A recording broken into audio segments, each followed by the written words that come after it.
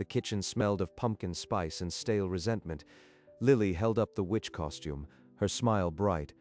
Then Amanda's palm hit the counter. You're not seeing them again, Paul. Not after you turned my daughter against me. I was only supporting Lily's choice, Amanda. You're overreacting. Overreacting? You've been undermining me for years. You're a bad influence, and I'm done protecting your ego.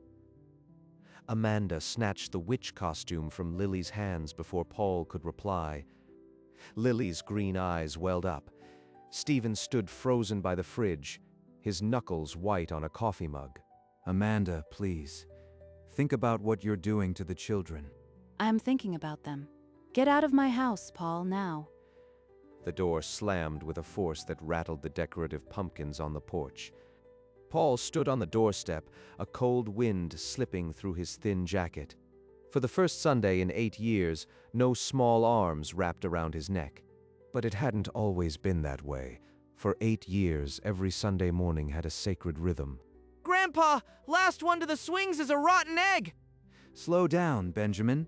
My knees aren't what they used to be. Can we feed the ducks? I brought the bread crusts. Remember the pumpkin patch?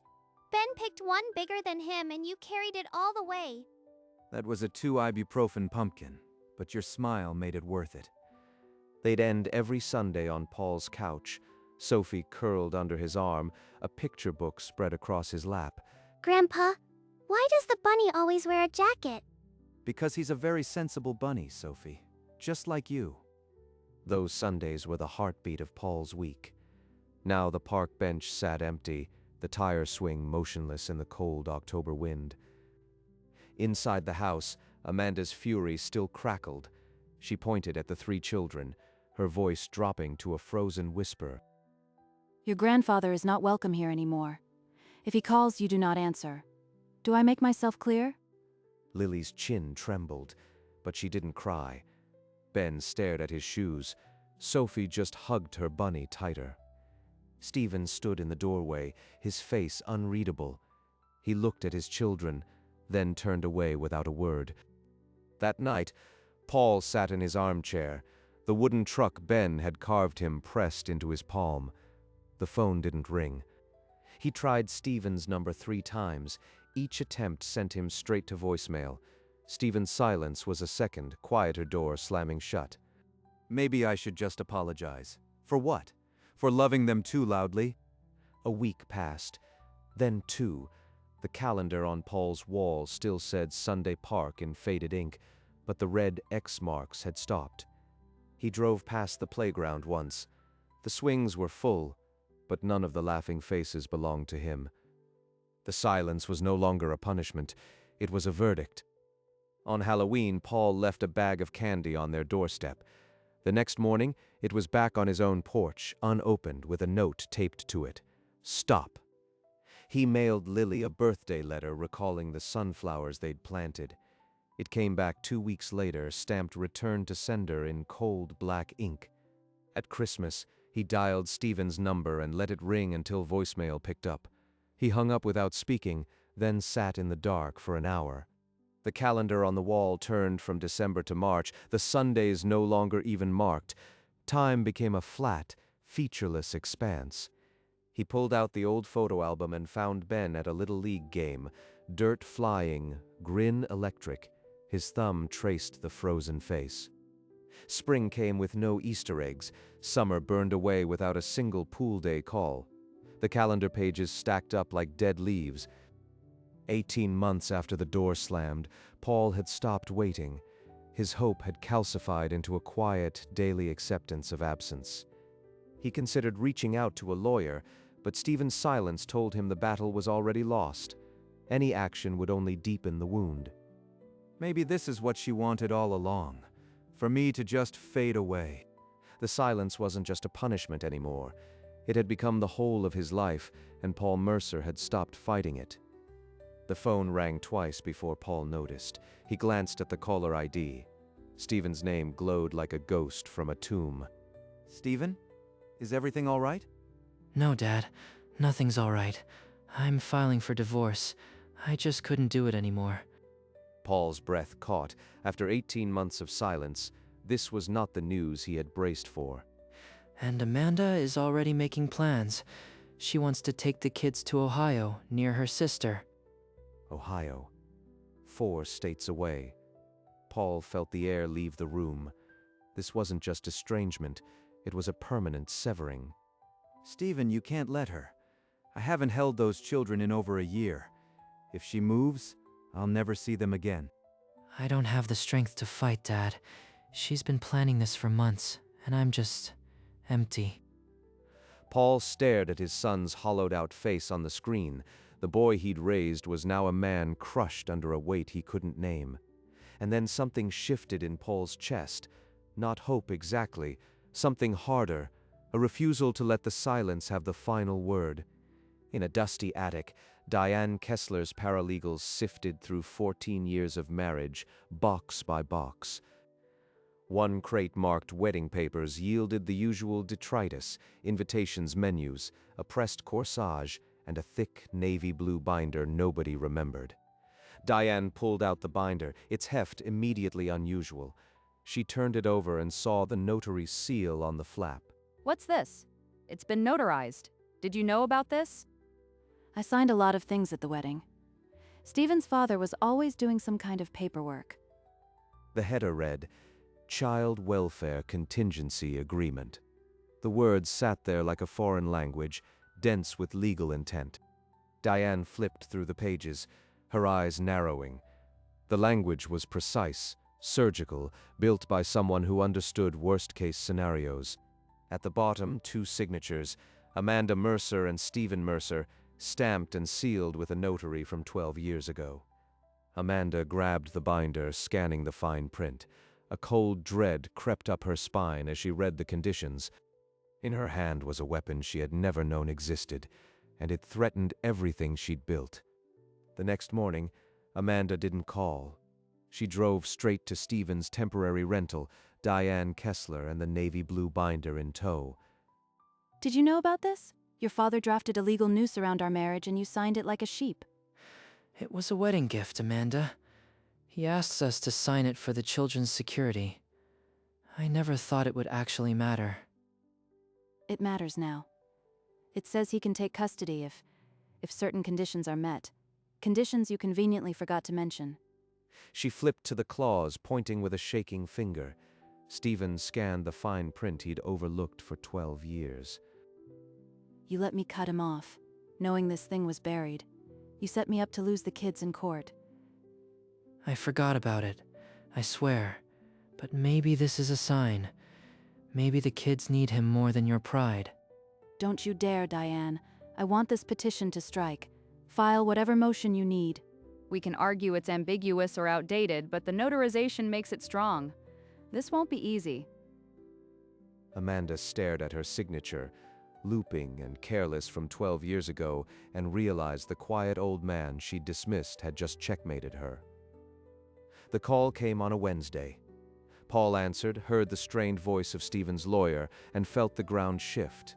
So you found the contingency agreement. I wrote that before they were even married. He dug through his study until he located his copy, the navy blue binder untouched in a filing cabinet. By Friday, he sat across from a family lawyer he'd known for decades, the binder open between them. The lawyer confirmed the document was enforceable, the notary seal adding significant weight. Amanda's challenge would be an uphill battle. He'd drafted it with surgical precision, every scenario accounted for. 12 years later, his foresight might finally matter. Paul didn't hesitate. He instructed his attorney to submit it to the court immediately. As the papers were filed, he felt a cold, steady certainty replace the fog of grief. He imagined standing before a judge, not as a supplicant, but as a man with a legal right to be heard. The silence that had swallowed him for 18 months now had a crack in it, and Paul Mercer was ready to drive a crowbar through. When Paul's lawyer filed the document, it landed in the court file like a hand grenade. Diane Kessler read it and filed an immediate motion to strike. This contract is stale, signed before any children existed. It cannot dictate custody decisions now. Paul's counsel countered that the notarization made it self-proving and the terms were specifically drafted for future children. Your Honor, it was a wedding gift, not a binding legal instrument. Mrs. Mercer never fully understood its implications. The judge ruled against the motion, noting the clear language and notary seal. The agreement would be considered in the upcoming custody trial. Paul sat rigid in the gallery, his hands knotted together. For the first time in over a year, the law was listening. Diane, find something, anything, to bury this. I won't let that old man take my children. Outside the courtroom, Paul's attorney warned that Amanda's next move would be dirty. They prepared for character attacks and delay tactics. Judge Langley set the evidentiary hearing for 3 weeks out, enough time for both sides to gather their ammunition. The battlefield was drawn, on one side a mother's fury, on the other a grandfather's silent foresight, and the navy blue binder held the map. Amanda's response was immediate and personal. She submitted a sworn declaration calling Paul a toxic and manipulative presence in my children's lives. He turned my daughter against me with a Halloween costume. That was the last straw. He's been poisoning them for years. Paul read the affidavit in his lawyer's office, his face a mask of controlled grief. Every word felt like a knife twisted. She's rewriting history. I never once spoke a word against her to those children. They were my whole world. His lawyer drafted a counter-declaration, framing Paul's 8 years of Sunday devotion as evidence of stability and love. List every birthday, every holiday, every recital I never missed before the ban. The court needs to see the pattern. Meanwhile, Amanda's team subpoenaed the school counselor, but the counselor had only praise for Paul, a constant positive presence. Stephen, caught in the crossfire, was served with a deposition notice. He called Paul late one night, his voice cracking. Dad, I'm sorry I let her do this. I should have stood up for you 18 months ago. The hearing was 5 days away, and the air tasted like ozone before a storm. Paul Mercer's character hung in the balance. 2 days before the hearing, Paul sat in his study, surrounded by the ghosts of his career. Framed diplomas, surgical journals, awards for pediatric care. I've saved hundreds of children in the OR. Now I have to save my right to love 3 more. He picked up a faded photograph, a young Paul in scrubs, kneeling beside a gap-toothed Stephen holding a toy airplane. I was a father first. That boy forgot it. But maybe the judge will remember what a father's love looks like. His lawyer ran him through a mock cross-examination. The questions were brutal, designed to shatter his composure. They drilled him on the Halloween argument, the returned letters, the 18 months of silence. Paul's answers were calm, clinical, rooted in child psychology. Children need consistency and unconditional love. I provided that for 8 years. Their mother's actions created a traumatic rupture. That night, he sat with the photo album, tracing the faces of Lily, Ben, Sophie. Every picture was a medical record of a heart still healing. I didn't write that contingency agreement out of paranoia. I wrote it because I've seen what happens when nobody has a plan for the children. The morning of the hearing, Paul dressed in his charcoal suit, his diplomas watching like a silent jury. He was no longer a grieving grandfather. He was a surgeon entering the operating room. Judge Langley's gavel echoed through the courtroom. The family gallery was tense, Paul and Amanda seated at opposite ends like warring nations. Your Honor, this so-called agreement was a wedding gift, buried and forgotten. Dr. Mercer is using it as a weapon. Diane Kessler held up the navy blue binder, her tone dripping with contempt. Amanda watched, arms crossed, a tight smirk on her face. Now Paul's lawyer rose, turning toward the judge with a calm, assured confidence. He argued that the contingency agreement was an act of love and foresight, drafted by a man who had spent his life protecting children. Judge Langley listened intently, his gaze flicking over the document. He paused, adjusted his reading glasses, and stared at the signature page. Then his eyes lifted, scanning the gallery. They settled on Paul Mercer for 3 seconds too long. A flicker, recognition, or something deeper. Paul caught the look and his stomach tightened. He couldn't place the judge, but something about those eyes felt familiar. The judge called a recess. As the bailiff announced it, Judge Langley's clerk, a young man, leaned over and whispered something, glancing at Paul. The courtroom emptied into the corridor, questions hanging thick as the November air. The battle for the grandchildren had just taken an unexpected turn. After the recess, Paul Mercer was called to the stand. He walked with the deliberate calm of a man who had faced life and death decisions. Every Sunday for 8 years, I took them to the park. We fed ducks, swung on swings. Those hours built a bond no court order can erase. He spoke of Lily's pumpkin, Ben's ball games, Sophie's storybooks. His voice never wavered. Dr. Mercer, you admit you undermined Mrs. Mercer's parenting over a Halloween costume? I supported my granddaughter's choice. I'm a pediatric surgeon. I know the difference between rebellion and self-expression. And the returned letters? You kept harassing them after being told to stop. I was a grandfather trying to reach his grandchildren. My harassment was love. His hands rested on the witness rail, steady as a scalpel. The old surgeon had not lost his nerve. In the gallery, Stephen looked away. Amanda's smirk had vanished, replaced by a tight anxiety. When Paul finished, the courtroom was silent. The judge simply said, "Step down, Dr. Mercer." The next witness would decide how much of Paul's truth the court would believe. Stephen Mercer walked to the witness stand like a man approaching his own grave. His tie was loosened, his eyes red-rimmed. I signed the agreement as a wedding gift. My father asked. I trusted him. I never read the fine print. But when Diane Kessler pressed, the truth cracked open, and the courtroom saw the wound for the first time. Did you, Mr. Mercer, facilitate the isolation of your father for 18 months? Yes, I was a coward. Amanda said it was for the family, and I believed her. But I knew my father loved those kids. Paul's jaw tightened in the gallery. Amanda's eyes blazed with fury, her hands gripping the table. I missed his voice. I missed watching him with them, and I did nothing. That guilt, it's heavier than any divorce. Judge Langley leaned forward, his hands folded. For the first time, the courtroom held its breath. The scales in Judge Langley's mind were tilting, and the weight of Stephen's confession pressed hard. Before Stephen could step down, Amanda's lawyer called her to the stand. She rose with the coiled grace of a woman who believed her fury was righteous. Paul Mercer turned my children against me. He bought them gifts, undermined my rules, and finally, he humiliated me over a Halloween costume. Paul sat rigid, every instinct screaming to object. But his lawyer's hand pressed his arm. Not yet. I had to protect my family. I had no choice but to cut him out. But on cross-examination, Paul's lawyer walked her through the Sundays. He asked about the pumpkin patch, the duck bread, the laughter. I wasn't there for those, but that's not the point. He was undermining me. The courtroom exhaled.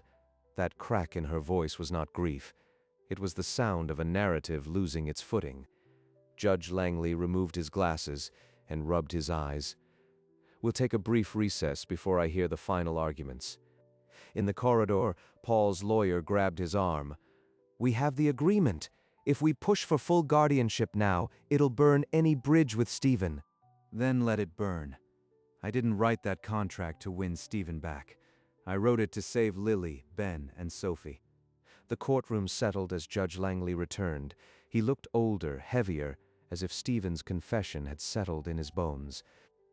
Paul's lawyer rose for final arguments, the navy blue binder open in his hand like a surgeon's instrument. This agreement is not a weapon, he said. It's a lifeline, written by a man who has spent his life mending broken children. He read from the preamble, the words hanging in the silence, to ensure the welfare of any child born to this union in unforeseen circumstances. This is a backdoor guardianship. The court should not reward manipulation with a legal stamp. Paul's lawyer rejoined, voice steady as a heartbeat. The only manipulation in this room was when a mother erased a grandfather from his grandchildren's lives. Judge Langley raised a hand, silencing the room. He asked to see the original document once more. The navy blue binder was passed to the bench. Langley held it, turning the pages with the deliberate care of a man reading a last will. Then he closed the binder with a soft thud.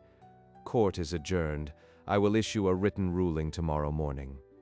The gavel fell. Paul's heart hammered. For the first time in 18 months, his fate had been entirely in someone else's hands. That night, Paul didn't sleep.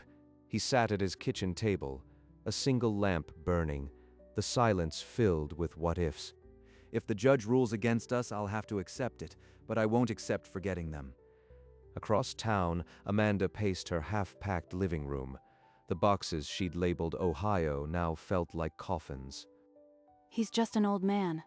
The court can't seriously listen to a piece of paper I signed 12 years ago.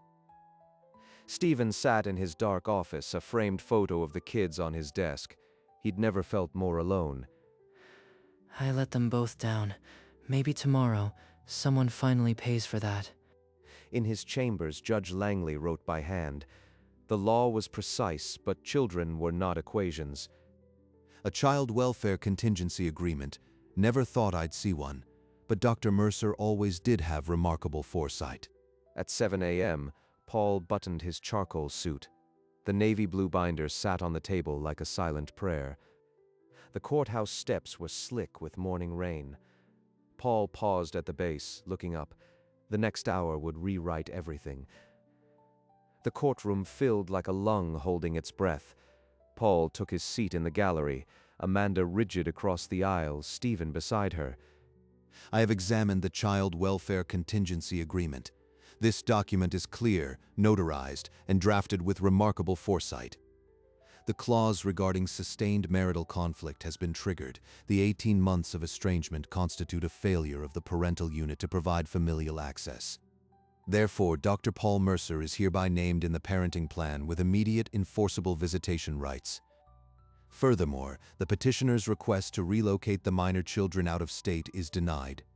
This court will not sever the bonds a grandfather lawfully secured. The gavel cracked. Paul's hands flew to his face. A sound escaped him, not quite a sob, but the exhalation of a man finally uncrushed. Amanda shot to her feet, her face a mask of fury and disbelief. Her lawyer caught her arm, but she shook it off. Stephen remained seated, head bowed. When he looked up, his eyes met Paul's for the first time in months. Dr. Mercer, the court recognizes your lifelong commitment to children's welfare. Consider this a formal thank you for your service. Court is adjourned. Paul stood, his legs unsteady. The navy blue binder that had been a forgotten footnote was now the cornerstone of his restored life. In the corridor, Stephen approached Paul with his head still bowed. His voice was raw, stripped of all pretense. Dad, I know I don't deserve to ask, but can we start again? Not as a case, but as a family? That's not mine to grant overnight, Stephen, but I'll be at the park this Sunday. The kids know the way. Stephen nodded, then extended his hand. After a moment, Paul took it, not a full embrace, but a beginning. Amanda pushed past them toward the exit, her heels echoing. Diane followed, speaking rapid legal jargon about appeals. But Paul didn't watch them go. His lawyer leaned in and whispered, "The children are outside. The order is effective immediately." He walked to the front steps, his heart pounding. The morning sun had burned off the rain, and there they were, 3 small figures waiting. Grandpa! They hit him like a wave of small hands and buried laughter. Sophie clutched his neck, Lily pressed her cheek to his, and Ben wrapped around his waist. The binder had done its work. Now it was time to be just a grandfather again. That Sunday, the park bench that had sat empty for 18 months was full again. Paul arrived early, heart thudding, but the children were already there. Grandpa, we brought the bread crusts for the ducks. Mom said we couldn't, but Dad said the court said we could. The court said a lot of things, sweetheart. But the only thing that matters is that we're all here now. They spent the afternoon as they always had. Ducks fed, swings swung, stories told. The 18-month gap felt like a bad dream dissolving in sunlight. Later, Paul and Stephen sat at a coffee shop near the park. the silence between them no longer hostile but heavy with things unsaid. I let my fear of her become cruelty to you. I don't know how to fix that, Dad. You start by showing up, Stephen. That's all I ever wanted from you. The rest we rebuild one Sunday at a time. Amanda's appeal was denied 6 weeks later. Diane Kessler filed a motion to reconsider, citing judicial bias, but Judge Langley's ruling stood. She eventually moved to Ohio alone. The children remained in the jurisdiction, their weekends now anchored by a grandfather who had refused to disappear. Paul placed a new photo on his mantel, the 3 children at the pumpkin patch, this year's batch, with a handwritten note from Lily. To our emergency contact guardian, he kept the binder on his shelf alongside his diplomas. The Sunday sun had set, leaving the living room in a drowsy golden half-light. Sophie was asleep on Paul's chest, Ben and Lily curled on the rug. He looked at the mantel, the new pumpkin patch photo, Lily's note still tucked into the frame. The navy blue binder sat on the shelf below his diplomas, closed now, its work done. I spent a lifetime preparing for surgical emergencies. This was just another kind. His phone buzzed. A text from Stephen. Picked up pizza for next Sunday. Kids are already planning the menu. Tell them to include extra bread for the ducks. He set the phone down, his half-smile the same one he'd worn in the courtroom, the quiet, satisfied expression of a man who had refused to be erased. The binder remained on the shelf, not as a weapon but as a monument to a grandfather's foresight. The judge had called it remarkable. To Paul, it was simply a love letter, notarized and stamped, delivered 12 years late. The sun dipped below the windowsill, leaving the room in a soft, patient dark. Tomorrow would be Monday, next Sunday was already planned, and Paul Mercer, grandfather, was exactly where he was meant to be. The room had gone fully dark, lit only by the moon through the side window. Paul didn't move. The navy blue binder on the shelf caught a sliver of moonlight, its spine faintly glow. They said old people don't matter, but that piece of paper whispered otherwise. It was never a weapon. It was an anchor cast 12 years into the future, for a night just like this. On the mantel, Lily's note had fallen slightly, but Paul didn't fix it. He didn't need to. The diplomas on the wall were silent testaments to a life of healing, but tonight they were simply wallpaper. Outside, the porch light clicked off on its timer, and the house settled into the deep, patient quiet of things finally made right. Somewhere in the dark, the grandfather clock ticked, its pendulum swinging with the steady rhythm of a second chance. And Paul Mercer, retired pediatric surgeon, emergency contact guardian, closed his eyes knowing that the next Sunday would come, and the one after that. The file was closed, but the case it had won would be reopened every week, in laughter and bread crusts and tired old knees on a park bench.